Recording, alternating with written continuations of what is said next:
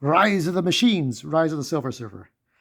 I finally got to watch the sequel or the Squeakquel. Was it Chipmunks? The Squeakquel? I've got to see this movie this morning and afternoon. Well, I'm telling you, well, what this movie was trying to do, I think First Steps will be doing. They had they had pictures of the original '94 cast: Alex Hyde White, Rebecca Stabb, and Michael Smith, and I forgot Jay Underwood. They were at the premiere, as well as Ian Graffudd. Michael Chiklis gave his well wishes. I don't know about the Fan Four Stick crew, but uh, everybody was there. This is a big event, so I can't wait to see. I haven't looked at Jeremy John's reviews. I haven't looked at Chris Stuckman reviews. I haven't looked at anybody's reviews because I just want to. I don't want to be. I want to be in denial that this might be any good. Worst case scenario is like either it's not good, or I'm the only one who likes it and everybody else hates it. Who knows? But this movie didn't. It had the blandness of the first one. It really didn't outdo the first one, though there were different things happening. I felt like this is if you liked the first one, if you liked Fantastic Four 2005, this one will be no different. It is more the same. Uh, Fast pacing, some forced jokes, a lot of forced conflicts. Uh, it's not as deep as the first one because obviously we're past the origin story, but uh, we do have a little bit of Doctor Doom, and we have a little bit of the Silver Surfer voiced by Lawrence Fishburne. Um, and of course, like I did know this. I did know this way, way back in 2007. Was that Galactus was just like a silhouette, like you saw a little bit of Galactus. And I think the problem with that is that when you are trying to show the bad guy, now, First Steps, I believe, will do it correctly, but you only got to see like 10% of Galactus. Okay.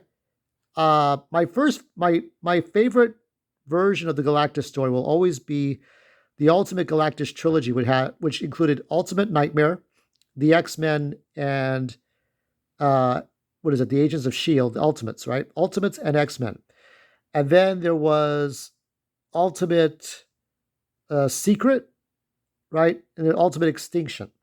So you had Ultimate Secret, which would had the Fantastic Four, but also had Ultimate Marvel, like what's his name, Marvel, right? And then you went to Now, the Galactus in that one were a series of bullets. It was a series of missiles. Think of these atomic bombs that would read the planet and then destroy it. Okay, so a thousand atomic bombs that could destroy the planet. So Galactus in Ultimate Universe, in Ultimate Marvel, was not a person, but a series of bullets, like the size of, I don't know, like those spaceships you see in Independence Day, right? ID4. And yeah, that was my favorite story. But this one just it doesn't offer much. You get to know a little bit about Silver Surfer, and Johnny Storm can switch powers with the Thing or Mister Fantastic. This is dealing with the wedding. I did like the Japanese style wedding at the end of this. So basically, everybody knows that Reed Richards and Sue Storm were to get married, but then the Silver Surfer kind of ruined the plans. Doctor Doom is there to help out, trying to figure out why Silver Surfer is there. It's a very simple story, and it doesn't do a whole lot. I didn't care why Doctor Doom was there. I didn't care about the wedding. I didn't care about Sue and Reed or Sue and Johnny or anything. Like I just didn't care. Like they had good dialogue and they had good funny comedic moments. But ultimately I found myself not caring about any of it. I didn't care about the Silver Surfer. I didn't care about what was happening. Like you had a half-baked movie just like 2005. You had a half-baked movie. 1994 was half-baked, but you got the most entertainment out of that. So of these three, I would say 94 is still the most entertaining. It just wasn't it just was missing something. But like I said, I don't feel that good about it. You just like there were just and yeah, you had Sue dying at the end, but the way this works is for them is that they're the ones who are going public. Now, X-Men, also made by Fox at that time, could not go public with their powers. They had to hide for the first two movies. At the end of the third movie, X-Men United or X-Men The Last Stand, they finally went public with their powers and everybody knew who they were. But Fantastic Four had always been like these celebrities. So I don't know. Stan Lee couldn't even save this movie. So I'm going to give a score now for this.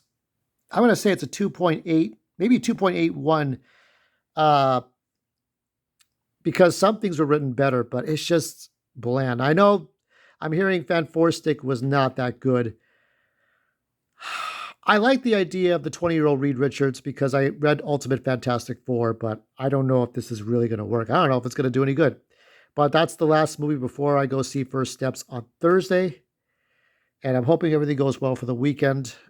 And I hope you're all doing well. I don't know what else future content's going to be.